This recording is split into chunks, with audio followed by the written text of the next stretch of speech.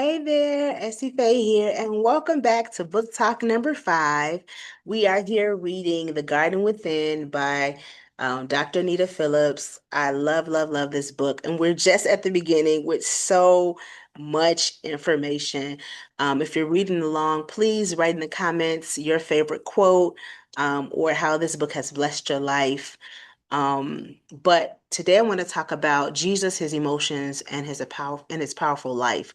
And this is, it's amazing, her amazing take on Jesus. And Jesus is the blueprint, right? He's our example. He's God incarnate, right?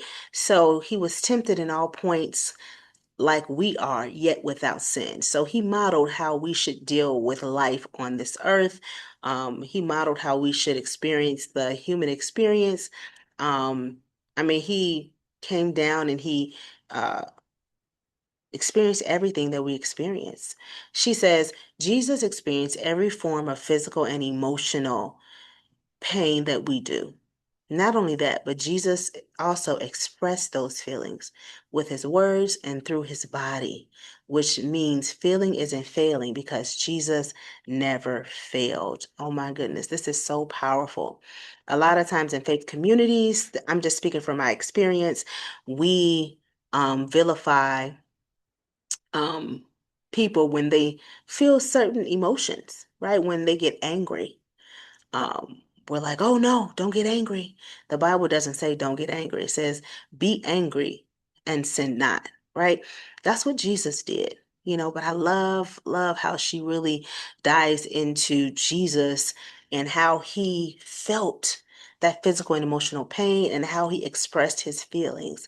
Jesus, he cried. He lost his friend Lazarus. Right? He lost his friend Lazarus and he was at the tomb bawling like "Woo," crying. Even though he knew that he would resurrect him, he still felt those feelings and he expressed them. Jesus was angry in the synagogue and he tossed the tables and he told them, "You're turning my house into a house um, you're turning the house of prayer into basically you're turning it into a you're misappropriating the house of prayer. You're in here selling in the house of God." And so he was upset by that. And so he tossed the table. He raised his voice. He let it be known. Um, Jesus has so many moments. He was in the Garden of Gethsemane crying out until he sweat blood and tears. And he said, Lord, if it's any other way, let's rewrite the script. Let's change the script. Let's change it up. Let's change the plan, if it's any other way. But ultimately he said, Lord, not my will, but your will. Jesus was in the synagogue debating, and I'm sure he was passionate about what he was talking about. He was teaching and ministering to people, and he was moved with compassion for the people. He was empathetic. He didn't want to send the people away hungry so that they would faint. He was moved.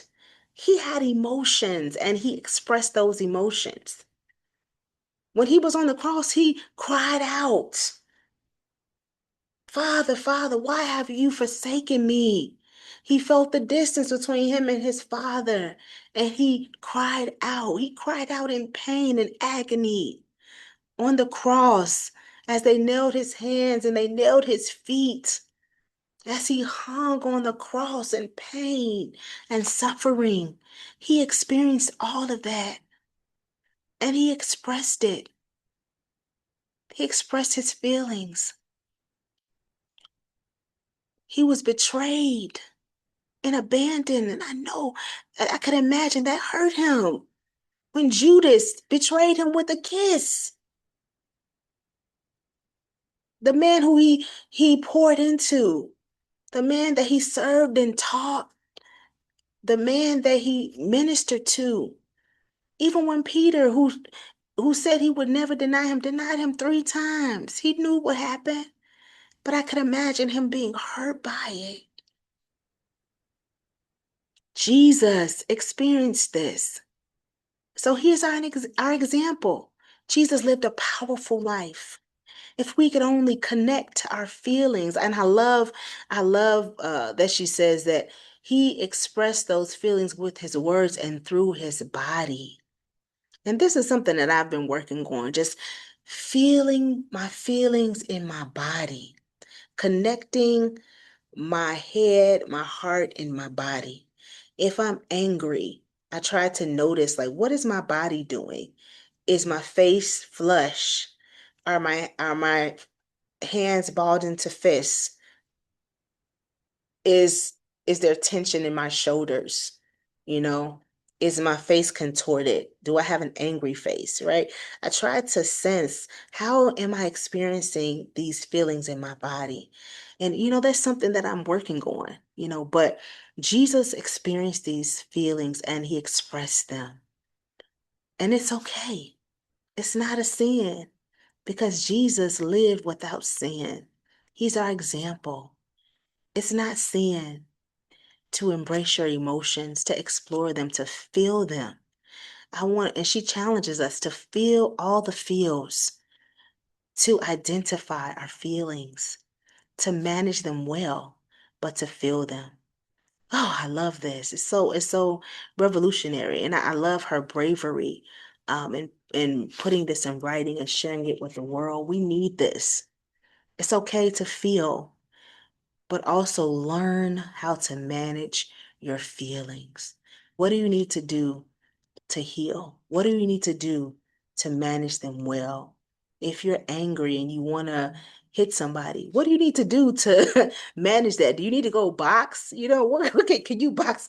Can you hit a boxing bag? What do you need? What coping strategy do you need to bring yourself to calm? Do you need to do some deep breathing exercises? Do you need to sit in solitude?